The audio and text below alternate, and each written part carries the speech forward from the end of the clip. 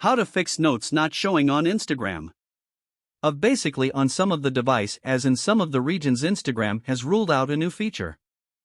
Notes, and that is that if you go to the Instagram section and you go to the DM page he'd be able to find the option called Notes, right? So meant for may help, but as you can see in my case we do not have the Notes option. For most likely this could be turned off due to various reasons. Not first thing I wanted to do is try to check your active status. Should just go to settings and good to privacy, and it showed that active state is actually June on, because in most cases turning off the active status will hide some of the items in the DMs menu. Refreshed in school application, not go to idioms page and refreshed. He says well you'll be able to see a list of all your active people and friends on Instagram, and maybe if you're lucky you'll also be able to find the option called Nods. However, if you don't find it, then there is also due to multiple reasons why this happens. One is because your Instagram app is most likely lacking updates, so open up your Google Play Store or App Store and in the search box type in Instagram. If you see an update button next to days to drop it all, did you go over and is simply updated to the latest version. Otherwise why this happened is because lucky.